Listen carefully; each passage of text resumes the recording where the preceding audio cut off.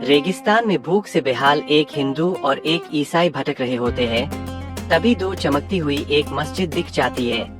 हिंदू की आंखें ऐसे चमकती है जैसे मुफ्त का बुफे दिख गया हो और वह फुसफुसाकर कहता है, अगर मुसलमान बन गए तो आज दाल रोटी पक्की है, और झट से अपना नाम अहमद बता देता है।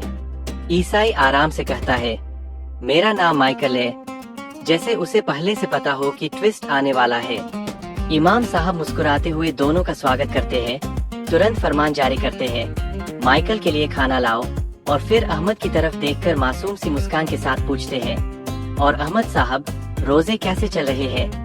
बस फिर क्या, अहमद का चेहरा ऐसा लटकता है जैसे रोजा नहीं, भूख ने ही उसे पकड़ लिया हो, और माइकल साइड में बैठकर निवाला खाते हुए अंदर ही अंदर हंस रहा होता है।